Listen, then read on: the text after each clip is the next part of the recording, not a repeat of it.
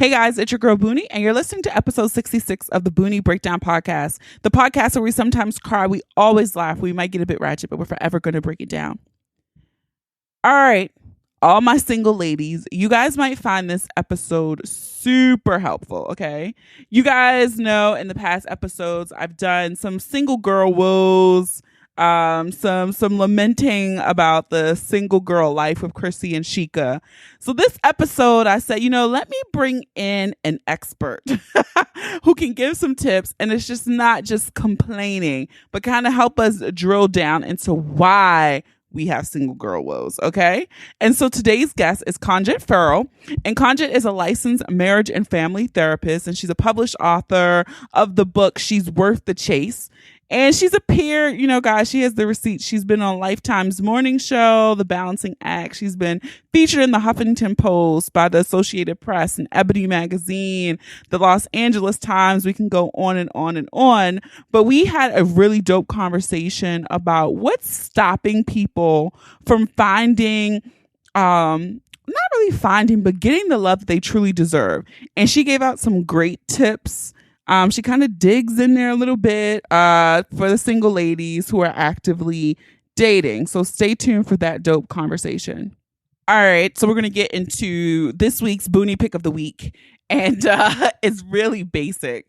But I just really love how entertaining the Explore page on Instagram is. It's also energy and time killer, because I feel like once I jump down one rabbit hole, I just keep going and going and going.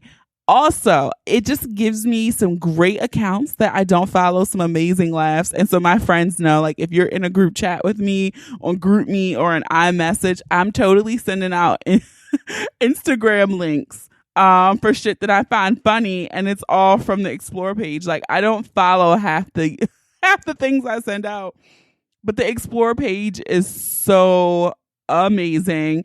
And because Instagram keeps coming for everybody's whatever, since they're trying to be all the social media sites in one, I really do appreciate the collections feature. I think it's like an underutilized feature where they stole from Pinterest, where you can see something, you can just save it to a board privately on your profile and nobody can see it.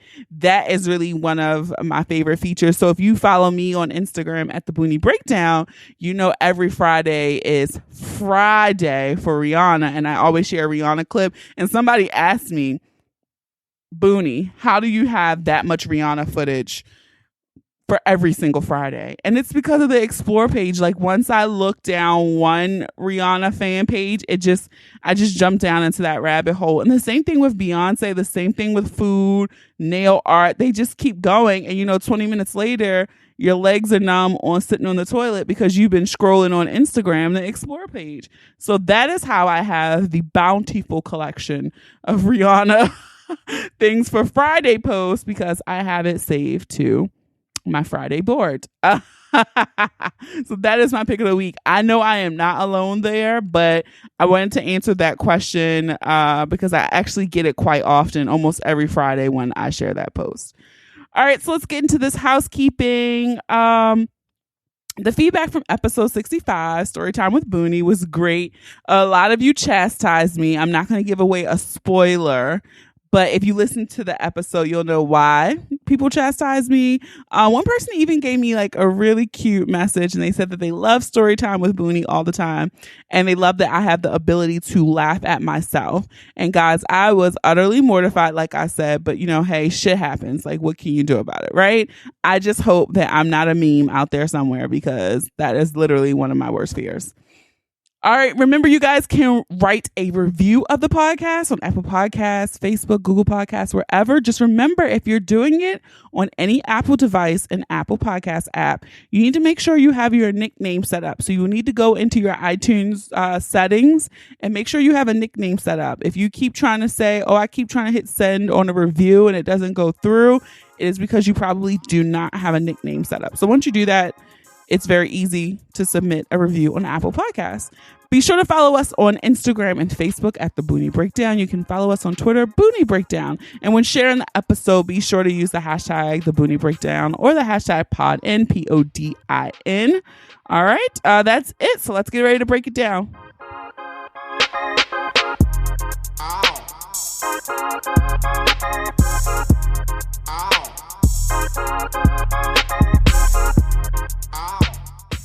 guys, it's your girl Boonie, and I'm excited for this episode. This one is for all of my single girls. I have with me, she's a dating specialist, okay? She's a marriage and family therapist. So I would like to welcome Kongit Farrell to the podcast. Hello. I'm so happy to be here on the Boonie Breakdown. Thank you for having me. I'm excited to have you. I'm also jealous that you're in LA, right? What's the weather like where you are? Actually, today was a very nice day. The weather has been a little schizophrenic. So we've literally had a 75-degree day, snow, sleet, spring, rain, all in like 1 week. Oh, God. Okay. We've had a good 3-day run, but I think tomorrow is going to be pretty gross. So you take what you can get. Okay. Well, then I'll just be quiet about the 78-degree weather that we're having right here in sunny California. It's always 72 and sunny there. No, come visit. That's the thing. Just come visit. I love it over there. I always said if I ever moved from like the Northeast, I would have to move to like Southern California. It doesn't make sense to go anywhere else, but I digress. So I was reading up about your background. So before we get into the juicy stuff, I wanted to ask you, how did you transition from like a marketing comms background to becoming a marriage therapist? Oh, that's a great question. So actually at USC in the communication department, there is an emphasis in communication called human interaction, where you start to study like how does communication impact person-to-person relationships, interpersonal relationships, persuasion, anything that has to do with one-on-one communication. And I got so interested in that I was like, oh, this is fascinating. A lot of times when we have relationship conflicts, it's often because the message that one person sends is not the message that the other person receives. Right. So then I started thinking about relationships, and then that was like a natural segue into marriage and family therapy. I like it. You're right, because we always interpret things through our lens of perception. Right. So you're thinking you're saying one thing to somebody and they're receiving it totally different. That's right. They're receiving it based on, like you said, their lens, their background, their experiences in life, their interpretation. So a certain degree of mindfulness is needed to really be an effective communicator and good listening skills. And the courage to ask questions and ask for clarification. So that's kind of that's how I got on that track. And then marriage and family therapy goes even deeper into relationship dynamics, looking not just at communication, but at like childhood influences, social influences, brain functioning, to really give a pretty comprehensive perspective on like relationships and why they work and why they don't and how you can make them work. So that's the perfect setup. So let's get into how we make these work. Yeah. So most people know that I am single. I said this year that I was going to be way more intentional with dating. Right. And I think I've been doing okay with that. Like I've done a lot better than I have done in the past. And so I just was curious, like if you could say, for the single women out there, what are 3 things that stop women from getting the love that they deserve? Okay. So you just touched on one thing, which is being intentional. Okay. This is everything.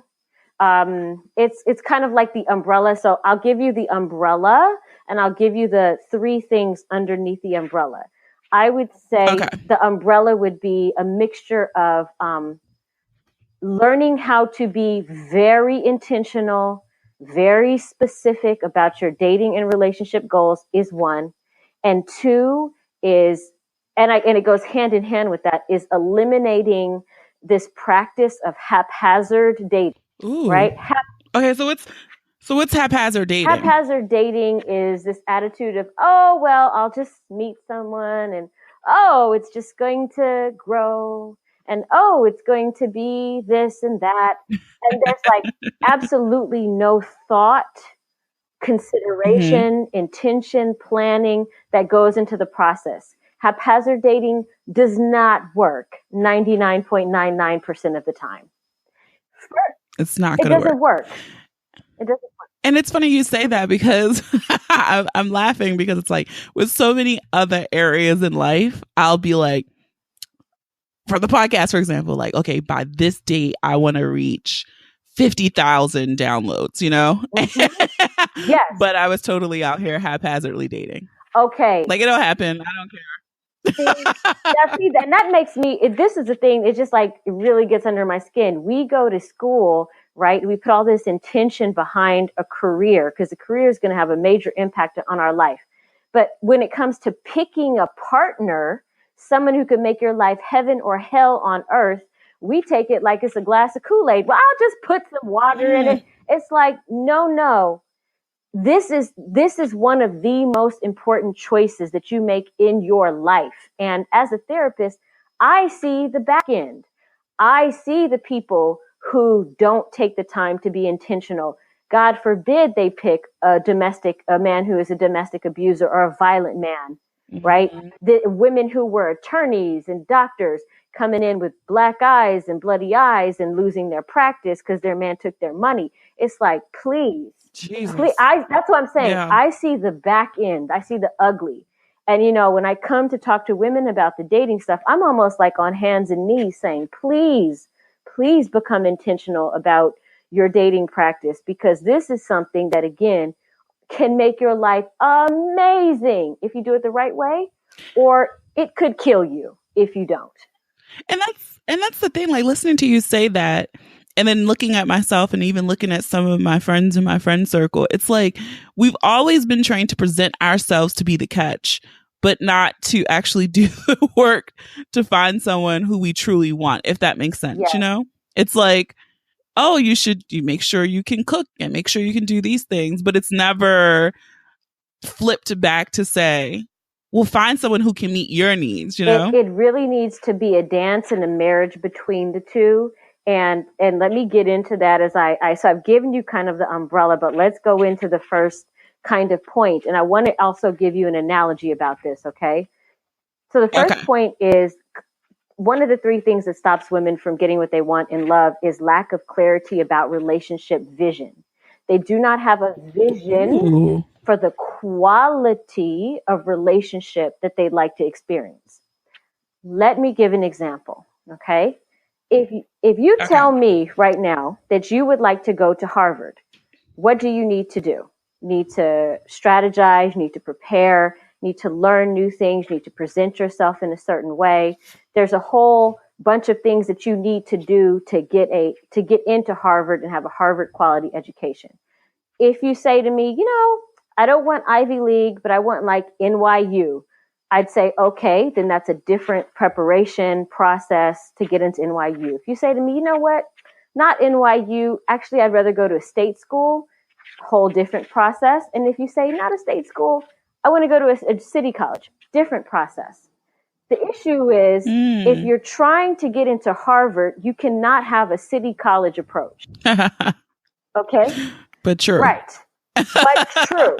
Same thing with the quality of relationship. If you want a high quality relationship with a compatible partner who you're talking about legacy building and, power couple and really having that premium relationship, you need a certain set of skills. You need you need to be clear about what you're looking for. You need to plan for it. You need to set yourself up to attract that.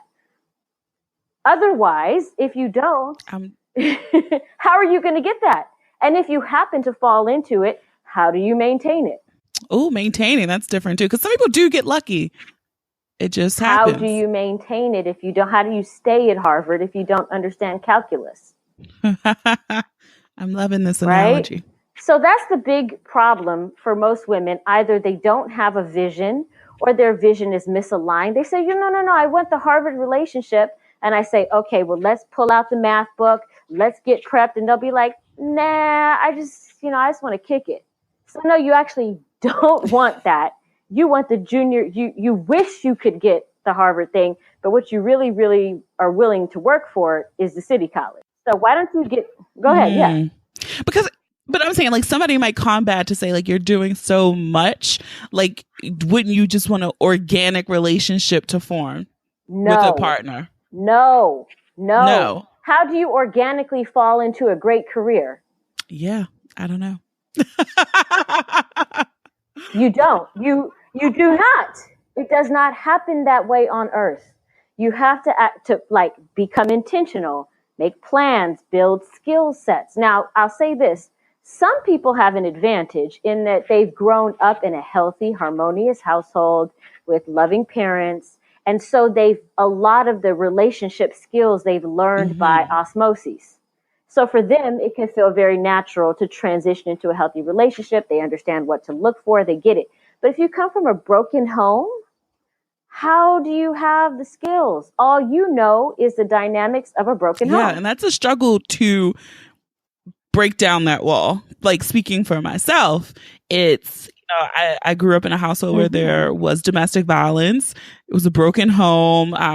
My mom did remarry, but it wasn't like, I don't have too many pictures of what a healthy working relationship looks like. And so for me, it's been like trying to retune what I grew up with, what I saw as my normal, and saying, no, that's not normal. That's absolutely right. I also came from a broken home and had a string of really unfortunate relationships. And I'm like, why isn't this working? I think I'm fairly attractive. I know I'm a nice person. I'm a good person. Why isn't this working? But I really didn't have literacy around understanding men in a dating context, understanding healthy relationships, because I did not see it. Same. And so for me, it's so much easier for me to like cut things off immediately as I see like one bad thing. It's like, you know what? I'm done with this. So it's easier for me like to avoid the bad. I've also set up blocks to avoid the good. And so I had to like work in therapy to realize like it's a way that you can check someone or set expectations of the behavior you expect or how you expect to be treated without immediately just cutting someone off. Yeah, and you can also do that without words. Like, it's not always necessary to communicate via words about, how you want to be treated and how you deserve to be treated, because the black and white of it is, if somebody's not treating you how you should be treated, you always have the option of saying, people are generally not going to change. And if you tell someone once, hey, look, it's not cool that you're doing this, and they do it again, then why stay? Right? Why stay and try to plead and beg? That's another thing that we tend to do when we don't have the relationship skills. Oh, but the man is going to change. And if I just talk to him and if I just tell him one more time, he's not, girl. Yeah, he's not. He's not. You need to accept it. You need to accept it and communicate with your behavior by exiting a situation that doesn't work, But again, these are skills that people who have these skills and know these things, they do naturally. But if you don't, then it's like you almost get sucked in this vortex of like putting your energy into things that don't work and hoping that they'll work and praying that they'll work, but they don't work. Right? I mean, it's true though. They don't always work. The people who give second chances and third chances and fourth chances. It's like, yeah, that's your message. Yeah, it doesn't work. Right. So back to the list here. The first thing is, of course, lack of clarity about the relationship vision. Right. So women don't have clarity, so they just are all over the place trying to get into Harvard, but setting things up like they're going to a city college doesn't work. Second thing is, along the same lines, they don't have clarity about the mate vision, or they have clarity about it, but then they're delusional. For example, I want Barack Obama. That is the man I want. And I look and say, are you anywhere near Michelle? Are you anywhere near Michelle? Okay. It's a little self-reflection. If you're look,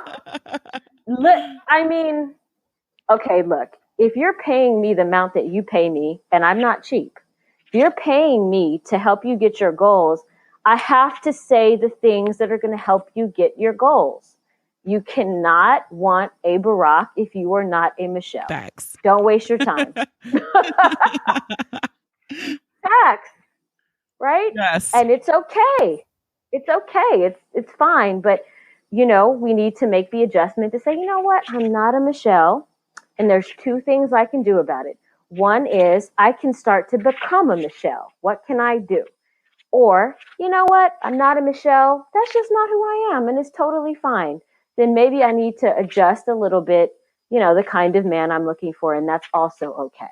Not everybody is a Barack and a Michelle, and there's nothing wrong with it. Yes. But the problem is the women and the expectations there, the delusional expectations. Ooh. Right?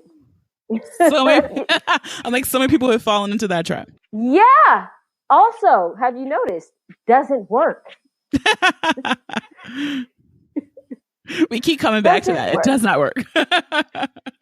Doesn't work. That's another thing that stops women from getting the love that they deserve, right? And then the last thing is very closely related to what I just said. It's like, okay, I really, really do want a Barack, okay? I'm setting my intention there. And then what's the next thing? If you're going to be successful, the next thing needs to be, what exactly do I need to do to become the kind of woman that a Barack would be intrigued by? Mm-hmm. And then the next thing to do is start to develop those skills, right? That's how you get there. But what often happens is that women say they want a Barack, but they're not willing to do what it takes to get the quality of relationship or the quality of partner that they say that they want. I want Harvard and Barack, but I'm going to do city college level work and going to stay the same. Maybe they can get like I was gonna say like some type of scholarship to get. Yeah, okay, but you know what? If I'd be happy then. I'd be like, oh, okay, so you're actually starting to put things forward, and that increases the odds that you will get this other level of stuff. But it's like, for many people, it's an integrity thing, mm-hmm. you know, and they'll say, well, I want this, but then they won't do anything to get it. And there's not much I can do to help with that.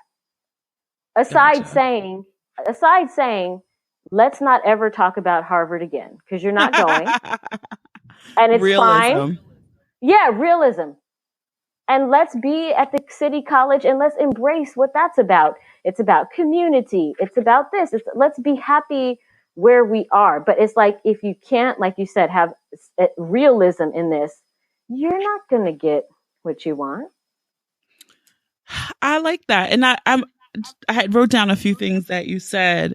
And so I guess my follow-up to you on this so far is like, what are some things or what are ways that people can attract a healthy, quality partner from the start? Like, you know, as you're dating, what are things that people can do as they're getting to know someone that can build that foundation? Great question. So similarly to what I was just talking about with the three things that stop women, the first thing is defining the quality of relationship that you want. For example, if you are looking for a healthy, long-term quality relationship with a man, a healthy man that is going to turn into marriage, well, then that needs to be a different approach than if you were looking for a one-night stand. Mm-hmm. Women will take the one-night stand approach, thinking that it will get them the lasting love approach. And yet again, what happens? Does not work. Okay. So if you want to know some tips about how to get there, my first question is, what kind of relationship do you want? And I'm sure a lot of people don't even have that defined. Like, I knew I found myself in that spot where it was just like, I was haphazardly dating, as you said, and just was like, all right, whatever comes, I'll edit as it comes. Like, no, I don't want you. But I had never actually I guess in my adult life, taking the time to write, like, this is what I'm looking for, this is what I need, and this is what I would want out of a partner. It's important to do that because, especially, are you dating males or females or both? Males. Okay, so if you're dating males, males, they have a different evaluation criteria for women when they're looking for a one-night stand versus if they're looking for something long-term like a wife. And the thing with males is that it's important that from the start you present as how you'd like to be perceived. Because once you present as like one night stand bucket, it's very difficult to get from one night stand bucket to wife in their mind. So if you are intentionally saying, you know what, I'm looking for healthy, lasting love, with a quality man, then it's important that you are presenting like a potential girlfriend or wife, not like a potential one night stand or sex partner. Okay. From the start. That seems simple enough. but it's important, right? Like if you meet a man at a club and the whole vibe, and you're wearing a short skirt and everyone is gyrating on each other, you are basically talking to the man's penis. You're not talking to his heart. You're not talking to his brain. You're having a very animalistic initial kind of thing with this man. And that's where the relationship starts. It starts like this sexual thing, and it's going to be difficult to get him out of seeing you in this primitive animalistic way.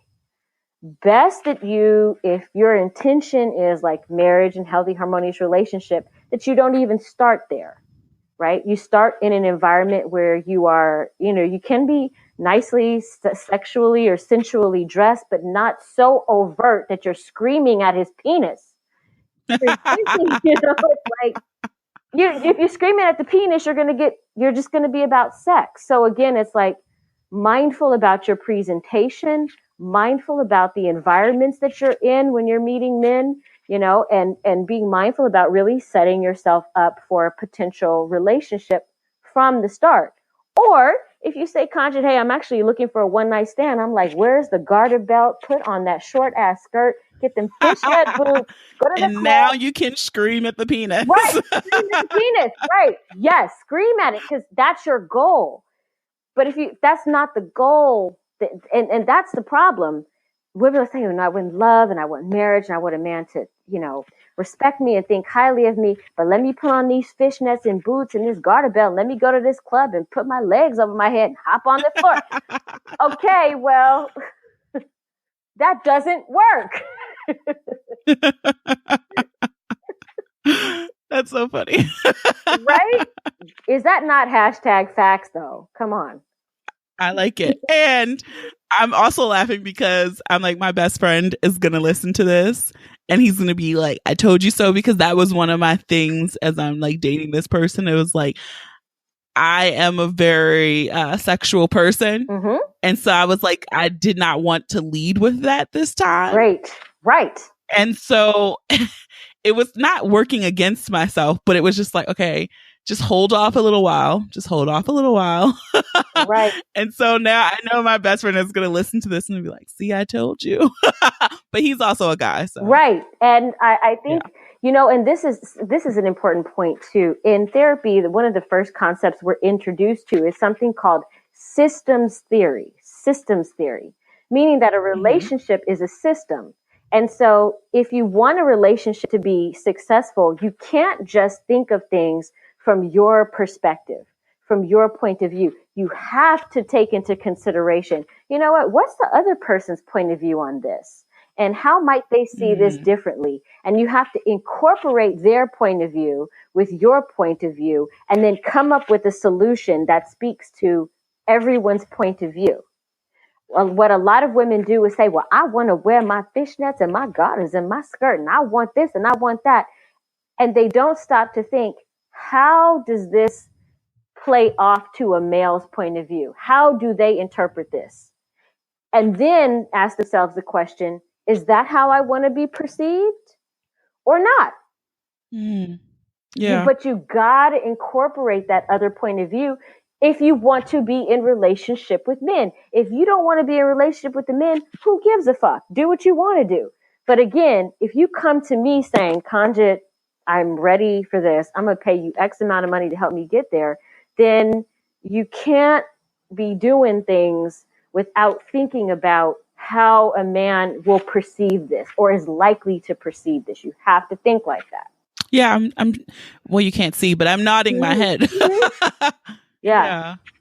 So, and I think I love how you have a male best friend, because I think, they offer us their wisdom and their insight. It's just like, do we choose to listen? Yeah. And I know sometimes he wants to beat me because I generally don't listen to him in some regards. Like, I receive it and I'm like, whatever. That's just Kenny.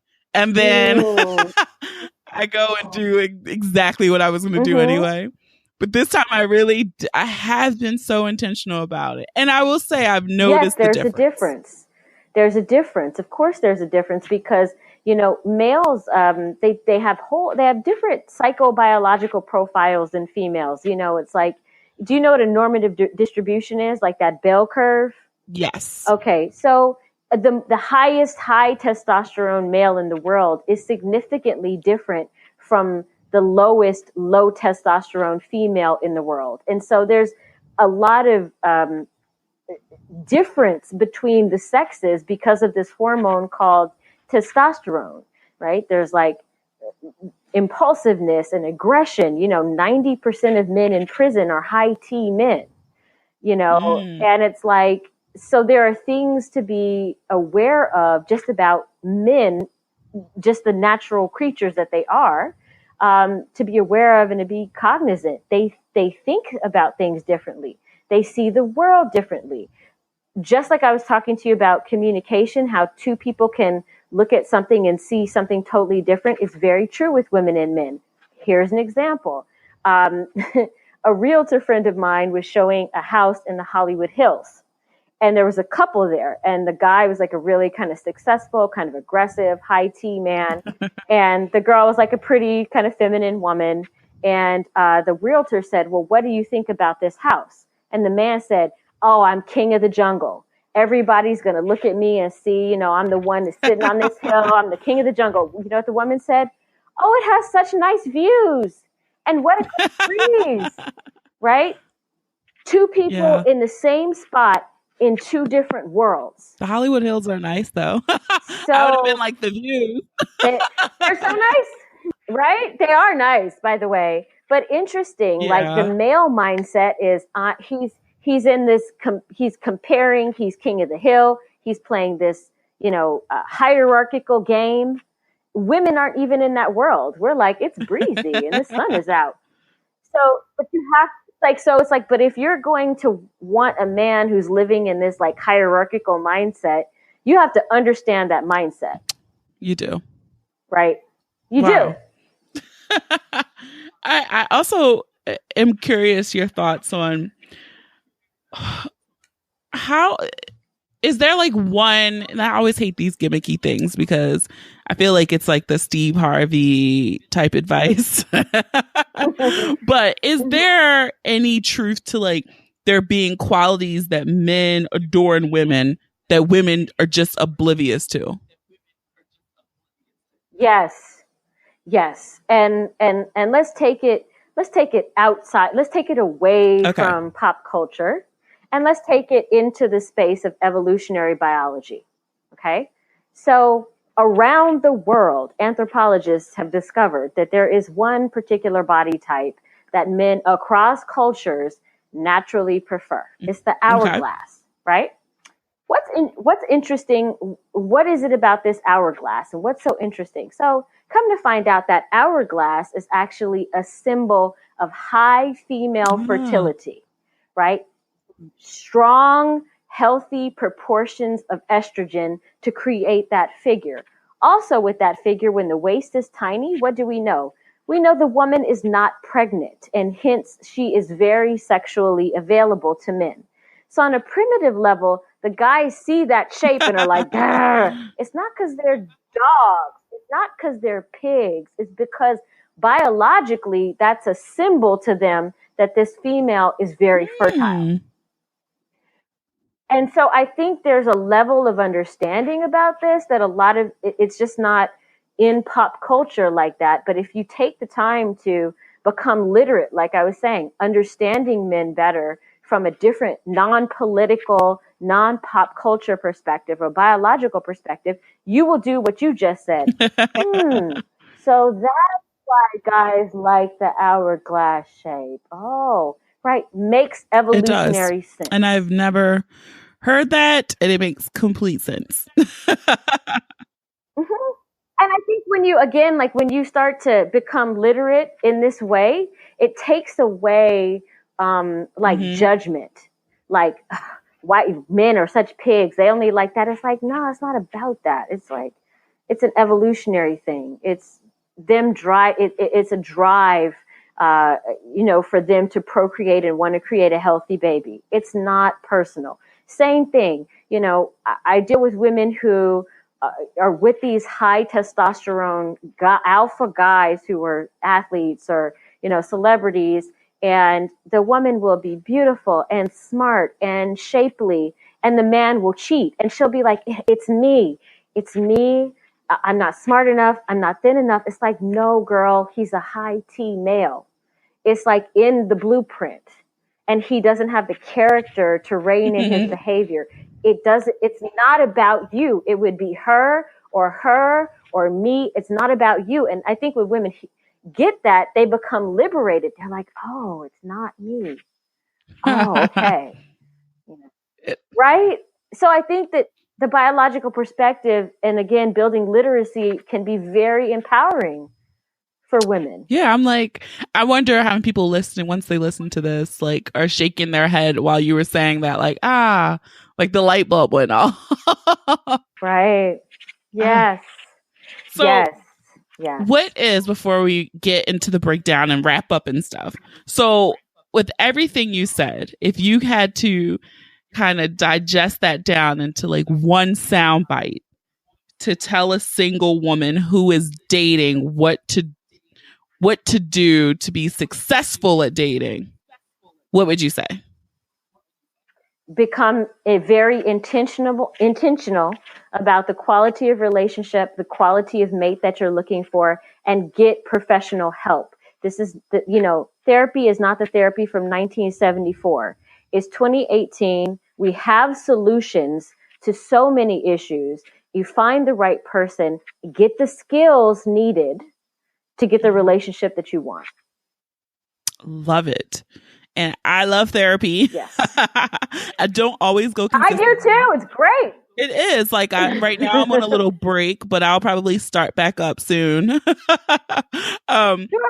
But yes. I love it. I love the homework, and I love sometimes how my therapist can connect the dots to either childhood traumas or behaviors that I don't know I do, and synthesizes it into like, this is why you do this.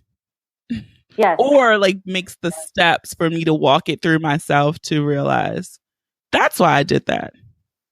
Yes. She's building, or he or she is building, psychological literacy. I love that. If we can just build that psychological literacy, how much better will our lives be? Yeah. And it's just those little small things. Yes. That you never know how they seeped into your psyche. And they're literally affecting like almost everything you're doing. Yes. So yes. You can unlearn some behavior. You can. Yes, you can. Yeah, you can do a lot with intention and willpower and the choice that you're going to change something. But, if you don't have the intention, you don't have the self-awareness, you don't have the tools, good luck to you. Yeah, that's true. Right. So I am encouraged, even though this won't air for a while, like this is a timely message for me to receive as well. And so I'm hoping that as people are listening to this, they did some head nods, they wrote down some notes, and have a plan to be more intentional about their dating life. Yeah, they can always come visit me, come to my website and reach out to me. And, I'm happy to share the wealth of knowledge I have on this. Yeah. So since you said that, can you share where people can find you on social media or online? And I'll be sure to link all of these in the show notes. Yeah, sure. Everything for me is Kongit Farrell. That's my name. So it's K-O-N like Nancy, G like girl, I, T like Tom, and then Farrell, F like Frank, ARRELL.com. And you can talk to me, reach out if you're in the LA area or the state of California. I have a practice in downtown Los Angeles.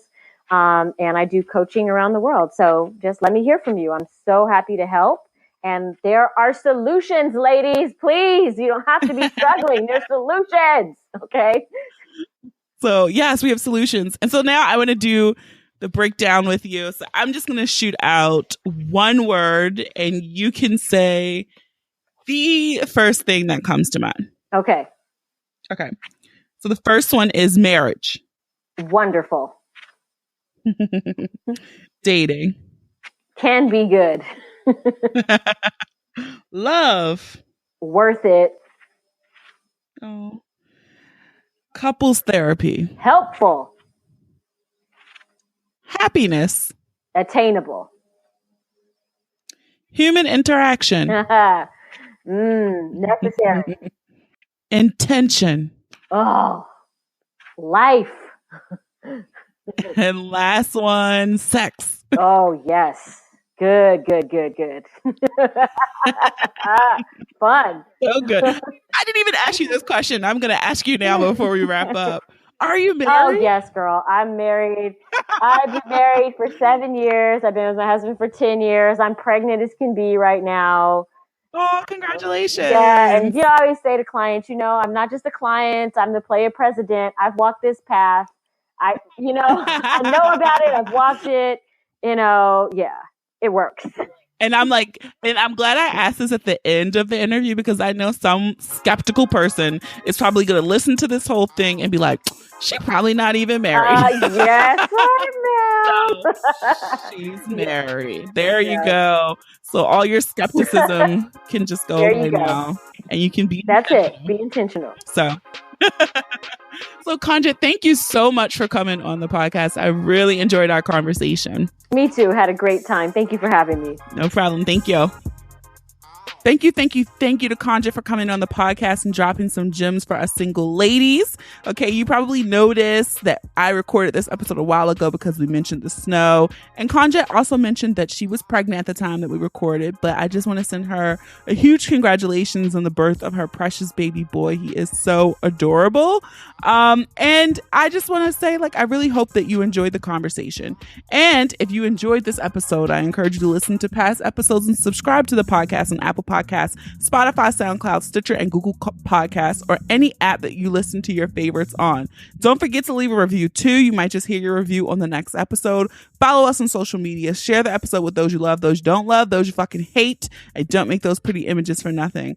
Have a dope ass week. Thank you for listening. Until next time.